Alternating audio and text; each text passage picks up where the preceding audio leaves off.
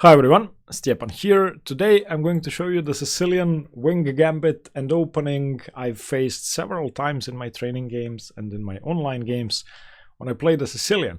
Now, I want to say two things before we get into this. The Wing Gambit isn't an objectively good opening. However, practically speaking, it can lead to very interesting positions. Okay, that's the first thing. Second thing, I'm going to focus on ideas rather than on theory. And even though the Wing Gambit doesn't have 20 move long lines, it's still more important to understand what white is trying to do and how black should fight that so that you can play both sides or either side of this opening successfully. So the Wing Gambit is e4, c5, b4. And simply put, what white is trying to do, white is trying to get rid of the c-pawn so that the pawn can advance to d4. It's as simple as that. And we see that in openings like the Evans Gambit, we see that in the Wing Gambit in the French defense, we see that in many openings that one side is trying to lure away the other side's central pawns to expand. So after pawn takes, white can play c3, d4, or white can play d4. And white's ideal is to have these two pawns controlling the center, enabling easy development, and the game continues from there. For that, white has given up a pawn, though. So black should always be better, according to the engine, unless they make a mistake. Try out Chessbook. It's a great tool for studying openings. It's very easy to use. It focuses on moves that people actually play. It explains the plans in certain positions, and it's going to highlight the mistakes you made in your games. So you can play through model games in your openings, you're going to get served games daily, and you can view performance by opening, which will be there once you complete your repertoire. Check out Chessbook by following the link in the description below. It's only $8 a month, even less if you pay yearly, and I hope you like it. They make a mistake. So we're going to be looking at several things. First of all, we will briefly discuss what happens if black declines the gambit, if black doesn't take the pawn. Now, I should say that isn't scary for white. If black declines, that means that white is able to successfully trade a b pawn for the c pawn, which is a huge improvement to the normal Sicilian lines. In the normal Sicilian, in the open Sicilian, eventually white plays d4, black plays cd, white plays knight d. So white has traded a central pawn for a flank pawn.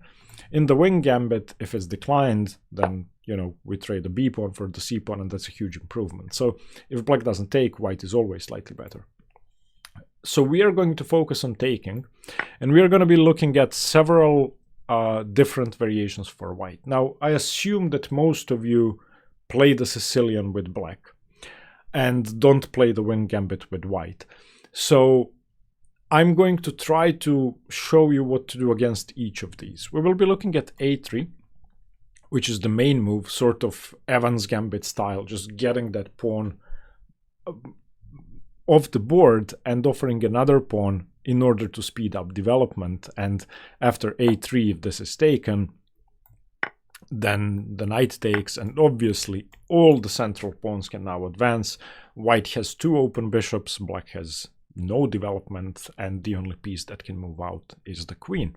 So we're going to be looking at a3, which is the main line named after Frank Marshall, who has several 10 to 15 move wins in the Wing Gambit, so this was named after him for a reason.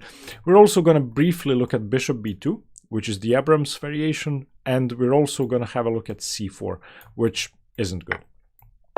c4 is just a bad move. It doesn't have to be taken. It's just bad. White's idea is, oh, please take, so that I can play knight c3 and then d4. But that's not going to happen. And lastly, we're going to have a look at d4 and knight f3. So these are all the variations we will be looking at. We are going to start with a3 because that's going to be played in 99% of your games. Before we do, I want you to look at one position. So the Wing Gambit is very common in the French defense as well. So after e4, e6, white plays knight f3. Okay, black plays d5. White plays e5, and black plays c5. And now to achieve the Wing Gambit, white plays b4. The ideas are very similar. although in the Sicilian, white doesn't have to play e4, e5.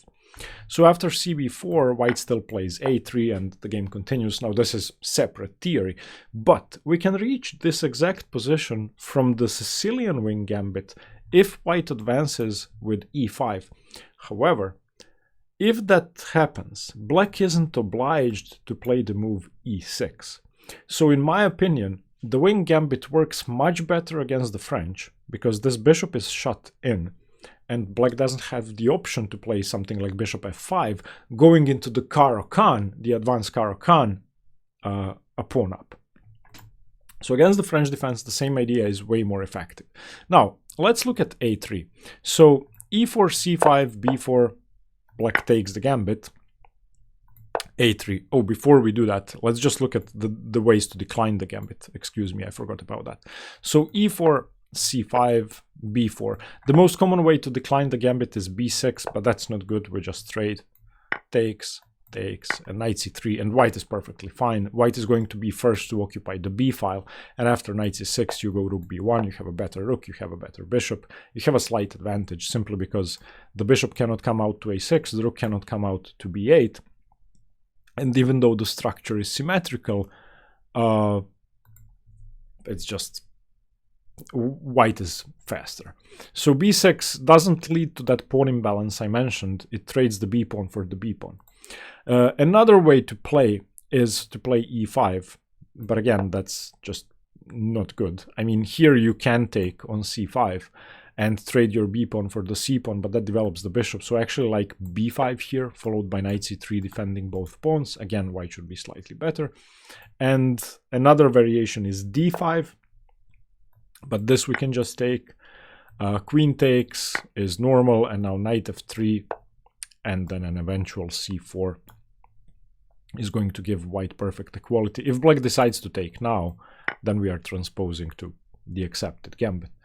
And finally, there's also d6, but this is just dreadful because we basically trade the b pawn for the d pawn. So white will have a huge center. So I don't think this is playable at all. It's not that black is losing, but there's no reason to give white a central pawn mess like this and have no compensation for that.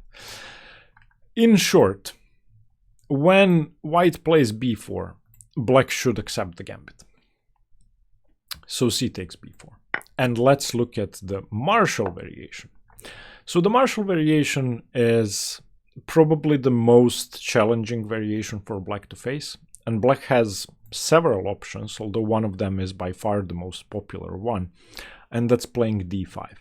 d5 is the most challenging move for white to face, and I love it simply because we are either going to be a pawn up in a simple game, or if white plays e5 here, we are going to have a huge improvement compared to the previous position we looked at in the French defense, because our bishop will get outside of the pawn chain.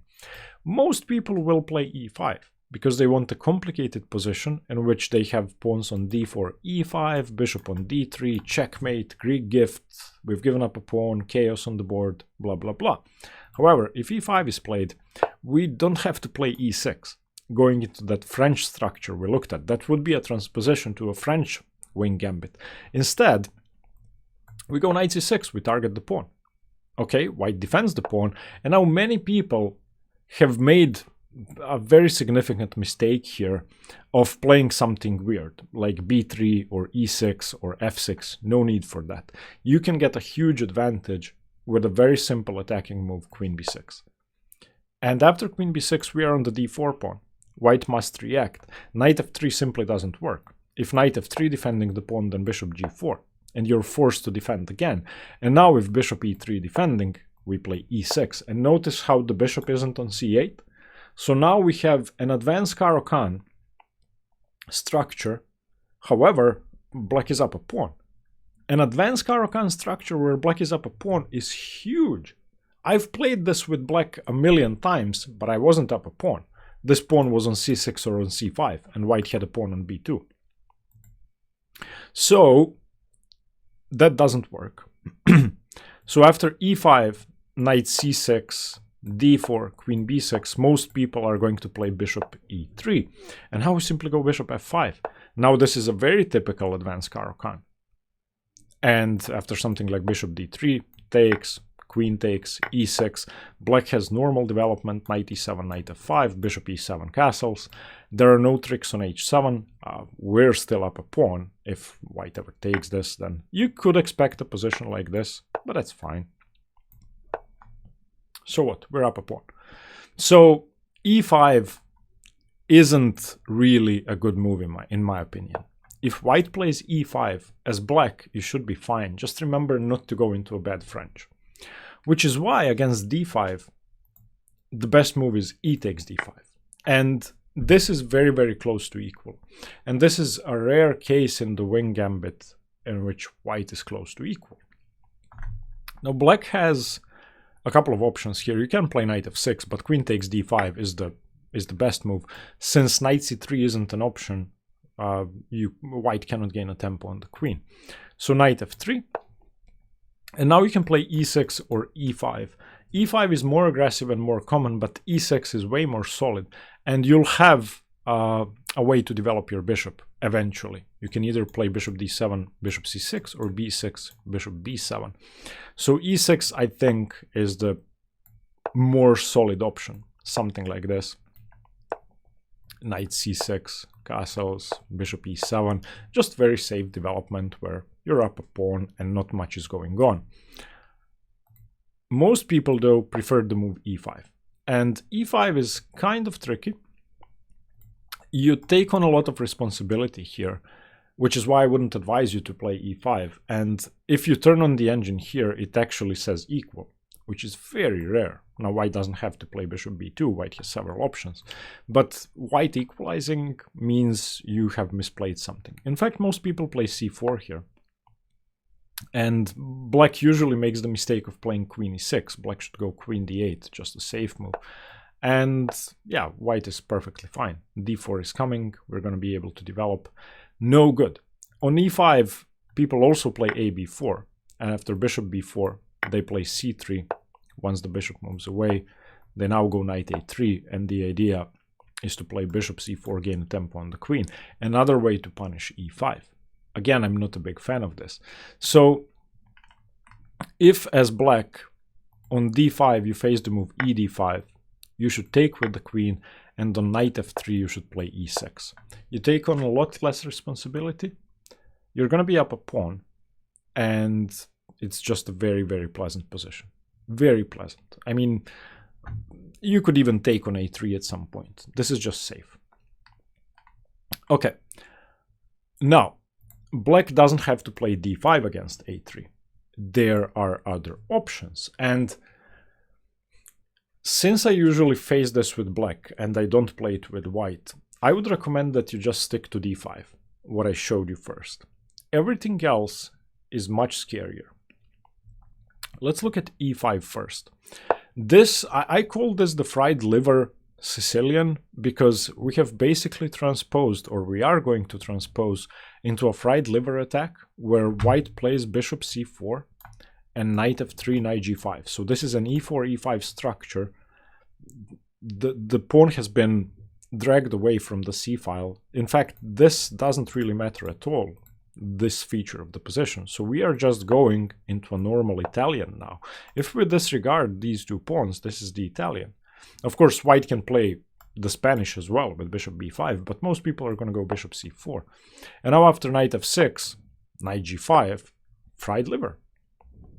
d5, e takes d5, knight takes d5, knight f7, we all know this. King f7, queen f3, king e6, these are the absolute same patterns.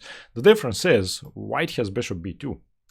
And in the normal fried liver, you don't get to put your bishop on b2 because there's a pawn on b2. So I would say this is an improved fried liver for white.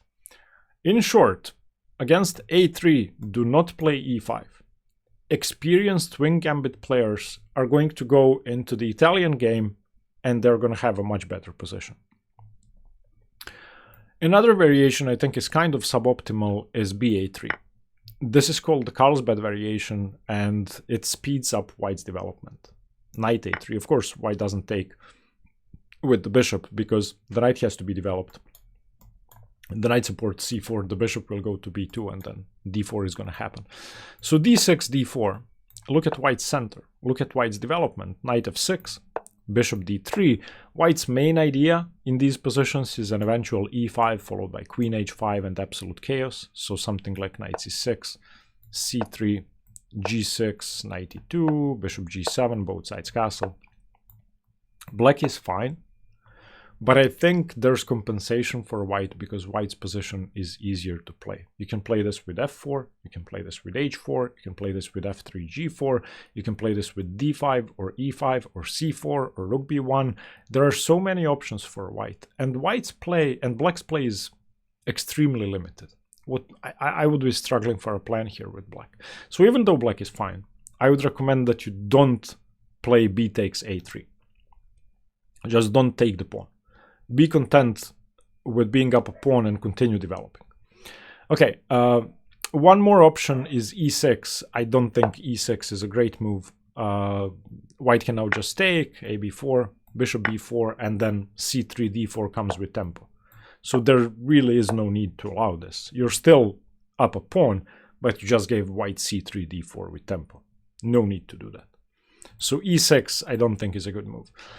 And finally, against a3, b3 is something many people have played, giving back the pawn straight away. But yeah, no reason to do that. I mean, white has made 3 moves, black has made a single move, and the knight's coming to c3, the bishop's coming to b2, white has very natural development.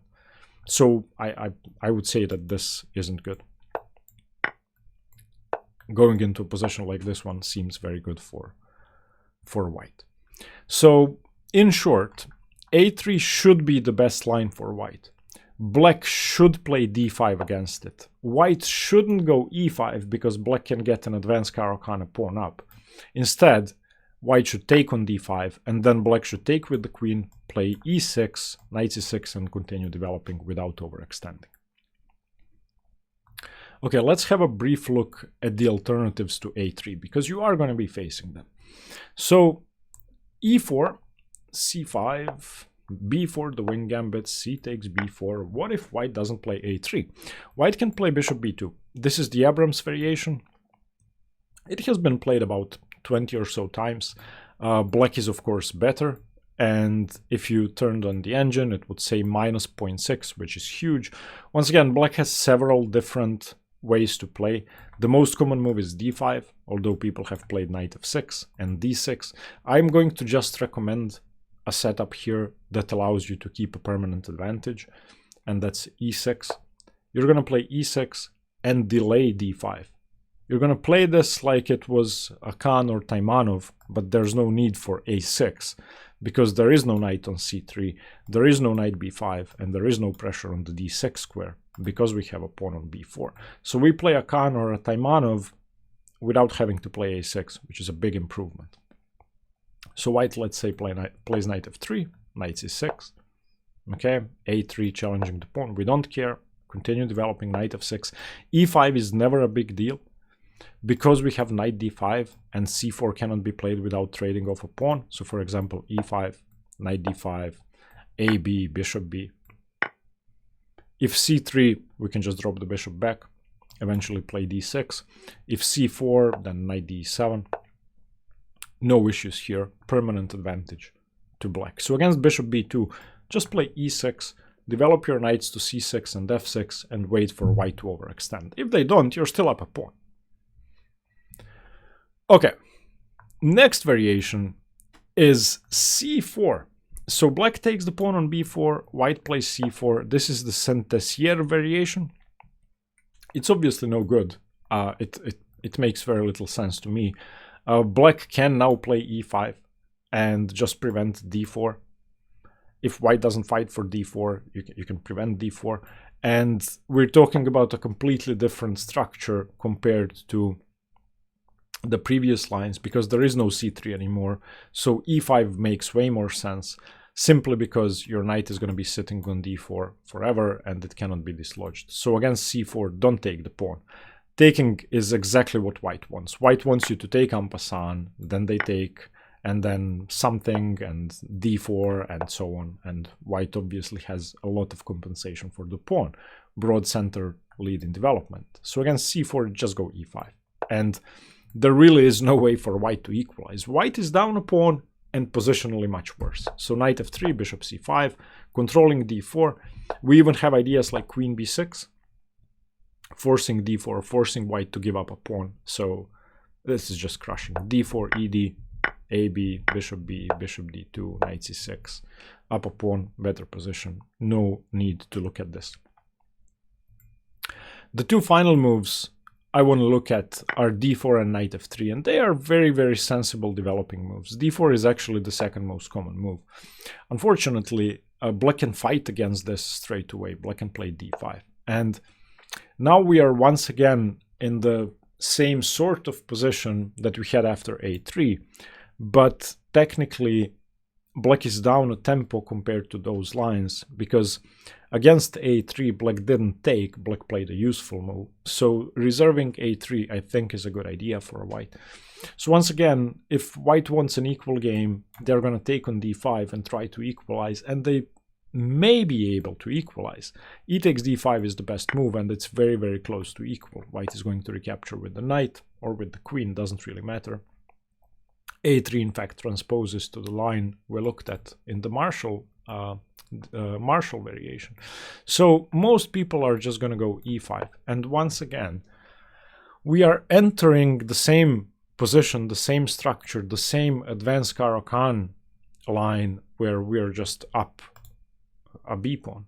It makes no sense. I mean, we just go knight c6, white plays a3, we go queen b6, that's a transposition. If white plays knight f3, we can just go bishop g4, and you know, bishop e2, e6. This is the advanced Caro-Kann. For those of you who don't know what the advanced Caro-Kann is, let me show you. So e4, c6, d4, d5, e5, and black's most common move is bishop f5. After something like knight f3, e6, and black plays for c5. So we have the same structure. The same structure we got from the Wing Gambit, but for some reason our c pawn managed to win white's b2 pawn. No, white should not do that. That's why I think d4 allows black to get the same sort of advantage they get against the Marshall variation.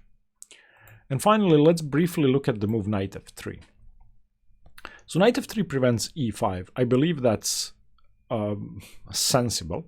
Also, it's less committal than d4. Once again, black has several options against this. Black can play d6, d5, e6, knight f6. I believe the best move is knight f6. You shouldn't be afraid of e5. This just threatens to win a pawn, so most people are going to play e5 and then knight d5. And since it's very hard to chase this knight away, we just have a good position. We're going to continue with d6, trying to undermine the center. White is overextended and white is down a pawn. So I think this is the key idea. Now, if white doesn't play e5, I don't know. Let's say they play d4, we can take the pawn. What else can they do? Queen e2 blocks in the bishop. Makes no sense. So basically they have to play e5. Bishop d3 blocks in the d pawn. So also doesn't make a lot of sense. So most people are going to play e5. You're going to go knight d5. Most people are going to go a3. And now we just start breaking through this center. White is going to get the broad center they want, but that's fine. Bishop e2, takes. Slightly better for black, and that's it. Okay, now I'm going to show you one short game to finish this. So white is George Koltanovsky, and he's playing a guy named Sexton in a blindfold in 1940. And black accepts the gambit, white plays the Marshall, black plays d5, which is correct, white plays e5. And I'm going to show you how black got an uncomfortable position because they went into the French. Knight c6, d4, and black plays e6. And remember this position. I'm going to quickly go through the moves. During this, black wasn't worse, but have a look at white's setup. Doesn't this look scary? Can the black king ever go to the queen side? No. This is just a regular French defense where white has given up a pawn for a bit more time. And I'm not saying, again, black was worse at this point. At some point, black was much better, but black's position was hard to play. This is a normal French. f5 was absolutely correct. White starts an attack which is completely unsound according to the engine. But then things happen because black has a bad bishop on d7. Black has inactive rooks. White's rook is on f3. The bishops are good. The knight is coming in. The queen will come to f3. This is looking very scary. Again, if I turned on the engine, it says minus 1.2. That's great. Black is better. Black is up a pawn. The engine would defend perfectly. Black resigned 3 moves later. So we got this position. Queen d3. Takes. Over. You have to take and then mate. So white has very active pieces. So be careful. Be careful. This is the main mistake. So e6, don't play e6, play queen b6. I think this is the most common position you're going to be getting in the wing gambit. So just remember what I told you. I hope the video was useful. I tried to focus on ideas rather than theory. Please let me know what you think.